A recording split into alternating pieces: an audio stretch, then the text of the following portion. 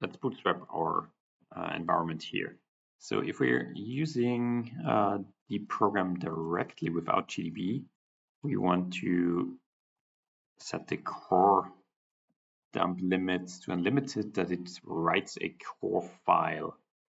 And this core file we can then load with GDB, especially with the binary, and this enables us to debug.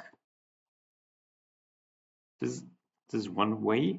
The second way would be pwntools. So we can we can create a virtual environment for Python, and then we can load this virtual environment.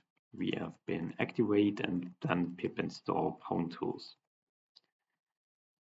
pwntools allows us to run several programs and attach their GDB with code, and this also helps a lot to reproduce the results as well as share them.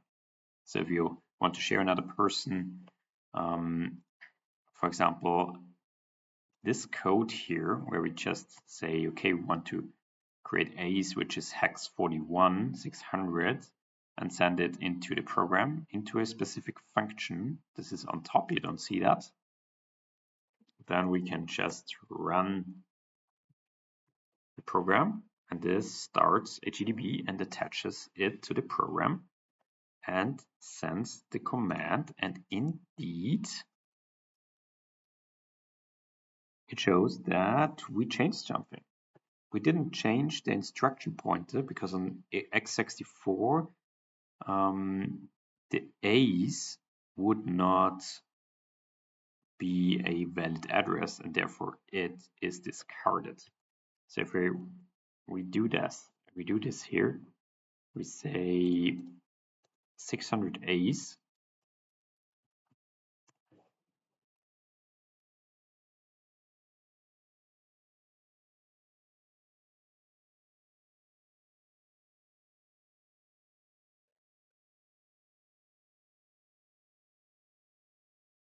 save, send. Then we have a bunch of A's in our memory, and we see we changed RBX. We changed also the stack here, and we're at the ret instruction, meaning it wants to recover from the stack, which is here. There's our SP, the stack pointer, so the top of the stack where the A's are originating, and the base of the stack so where the parameters are. It wants to recover that with the ret instruction, the epilogue here. We also see here the corresponding ending of the function, and it wants to go back to the caller, but it can't do that because it can't figure out that the ACE, the 41s, is a valid address on 64 bits, so it doesn't do it. It's different than on 32-bit machines. And in the next steps, we want to create a pattern so that we know within the 600 bytes where the actual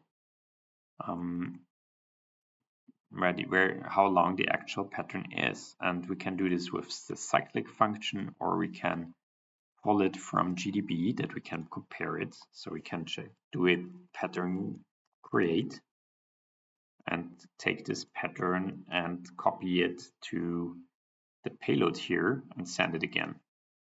So let's store this, and we close this and run it again. And here we have the cyclic pattern in the stack. We are at the same spot as we have been before. And we see also something changed here.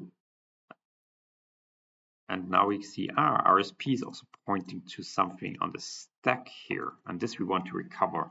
So we can either say we take this value over there and say pattern search,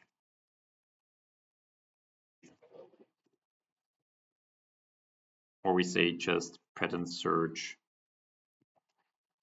RSP, and this gives us the exact values. So after that value, there's the RSP value that's recovered as well as the RIP. So we can say we want to take 72